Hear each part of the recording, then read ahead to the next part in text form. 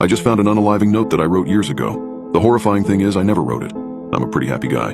I left state for college after high school, got a degree in psychology, and now work as a counselor for high school-aged kids. Getting my degree was easy because I slept with my professors on a regular basis. Yes, I know that's pretty low, but that was the only way I could pass. My little brother Mac is happily married with a 2-year-old son, which makes my mom turn her attention to me, heckling me about when I'll be able to give her more grandbabies. Life has been very good, but I've recently discovered something that may turn everything upside down. My dad needed help cleaning out the attic, something which he said hadn't been done since Reagan was in office. I agreed to help, but my brother wouldn't be joining us since he had work. I had only been in the attic a handful of times throughout my entire childhood, so being up there again felt surreal. Dust and cobwebs coated every box, chair, and trinket in sight. I almost had 2 heart attacks thanks to a couple of rats scurrying around. But my father and I managed to sort through a lot of things, figuring out what was needed and what we could throw away. While my dad took a break going down to the kitchen for a drink with my mom, I continued to curiously scour the attic. That was when something colorful caught my eye.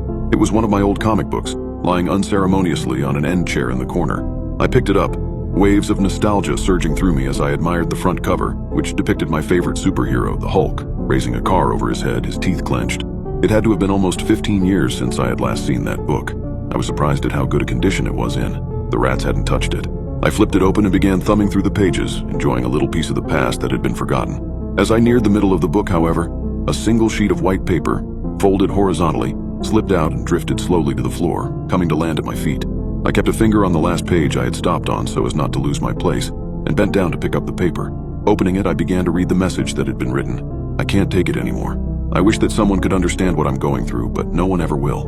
Mom, I love you so much, and I hate to do this to you, but it's the only option that I have. Dad, you did your best for me and Mac, but still I have to go. By the time you read this, I know that it will be done. Don't tell my friends the truth about what happened. Don't bury me either. I don't want to be worm food. Mac, you are the best brother in the world, and just know that this is not your fault. I'll be singing with the angels and watching over all of you from now on. Darby. I stared at the note for a long time after I finished reading. I read it again and again, not knowing whether or not this was a joke. If it was, then it was cruel, and I didn't think that anyone I knew was capable of doing such a thing. I stared harder at the words. My heartbeat hammered against my ribcage as I pondered the possibility of the note being legit. The handwriting was very similar to my own and written in orange ink. My favorite color pen to use when I would write in my journal or when I would write stories when I was younger. My head was spinning. Could it be possible that I had written this and simply suppressed the memory? I couldn't recall any negative experiences that could have made me consider killing myself, and I was sure that seeing something like this would bring such experiences to come back to me.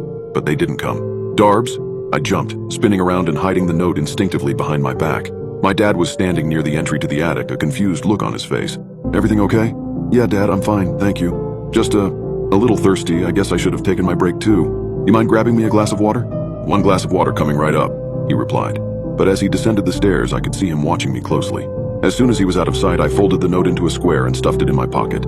I waited until I finished my water before telling my dad I needed to get some errands done, and that I would help him finish the attic another time. I went home and immediately tried comparing the handwriting in the note to my own. My current handwriting was a lot neater, but I could totally imagine myself as a teenager or preteen writing the way the message was written. Then again, if someone had been trying to copy my writing style, then that would explain the slight differences. After a couple hours of questioning my childhood, I decided to sleep on it. Maybe I would call my brother and ask him if he remembered anything traumatic happening when we were younger. I lay in bed for hours, but just as I was about to drift off, I received a text message from my mother. You found it, didn't you?